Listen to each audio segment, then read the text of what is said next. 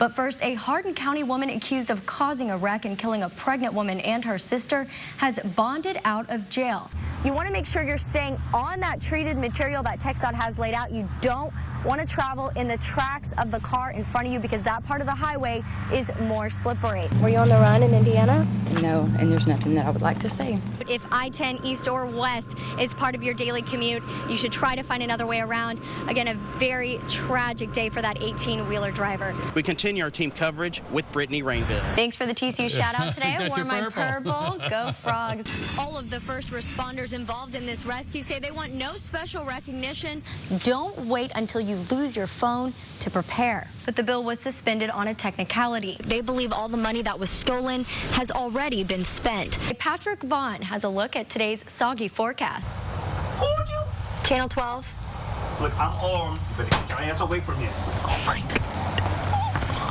Jesse Matthew Jr. built his campsite on this beach in Gilchrist. Now he's in custody, and Hannah Graham's still missing after they apparently spent the new year smoking synthetic marijuana. But that wasn't the case for the supporters and family of McDonald and his wife. You can see here behind me that testimony did not give the jury enough to convict Stone of aggravated sexual assault of a child. No, Sunshine, yes, we've been over this. More sun, the better. Another small plane has had to make an emergency landing. Students in Bridge City made sure it was extra special for John, who scored the crown and stole the show. The jury found that Officer Cody Guidry did not use excessive force. Testimony has revealed Crystal Boyette was diagnosed with bipolar and depression before last year's crash. In addition to overdose, the drug can lead to stroke, heart attack, and organ failure. It's nasty stuff. Terrible. Let's look at today's top stories. We actually saw the sun today. It was a nice morning.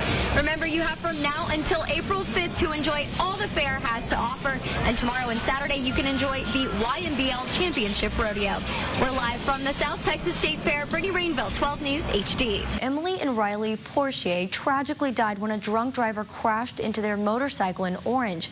Lieutenant Eric Ellison had to break the news to their youngest son, Cassie Portier, less than a week before his graduation. But he made sure Cassie was not alone when he made it across that stage. I just walked up on the stage and he looked at me and I looked at him and we both cried, and that's okay. A powerful moment captured in these photos speaks for the tears shed by Lieutenant Eric Ellison. He broke the news to 18-year-old Cassie Portier that his parents died in a tragic crash less than a week before graduation. I said, you're going to walk, and your folks are going to have a front row seat in heaven watching you, and I'm going to be there. As soon as Cassie accepted his diploma, Lieutenant Ellison was there to be the first person to congratulate him. The audience erupted in cheers. Riley and Emily Portier died when a pickup truck smashed into their motorcycle on West Park Avenue in Orange. The driver is facing 2 charges of intoxication manslaughter. Lieutenant Ellison says breaking the news to their youngest child was one of the hardest things he's faced in his 21-year career. Just the life struggles that you see out here, it was really rough. Rough on the kid, rough on the rest of the Portier family, and sometimes life's not fair, but you just got to go on. And I think Kaz is going to do that.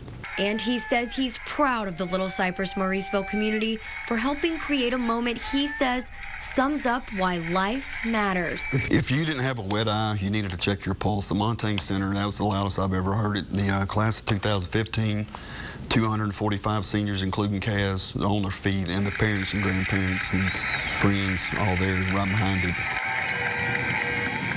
And Lieutenant Ellison tells me Cassie is sticking with his plans to go to college. In studio, Brittany Rainville, 12 News. Good job. Like an increasing number of women, Candace Grace is taking personal protection in her own hands. Before this private shooting lesson, Grace had never shot a gun. Good stuff. I was there to get her reaction after she fired off the first round. You hear about what it feels like, but you never know what it feels like until you're actually the one standing behind the gun with the gun in your hand. It's powerful when you shoot it, it's loud, and it's kind of scary. I hope I never have to shoot anyone. In 2014, more than 65,000 women obtained concealed handgun licenses in Texas, and over 5,000 of those were women right here in Southeast Texas. By comparison, just 2 years ago, less than 4,000 women in Southeast Texas were getting their CHLs, and 10 years ago, the number was below 2,000. So why the growing gun interest? Your grip, you hold your thumb down here and your other thumb here. Mary and Doc Mayer started the Beaumont chapter of A Girl and a Gun, a club that encourages Southeast Texas women to get more involved in shooting. Mayer says more women are owning guns for various reasons, but a common motivation is to protect themselves and their loved ones. The more comfortable I feel and be able to protect myself and my loved ones, and that's a really good feeling that, God forbid, something should happen. I feel like I could do something about it.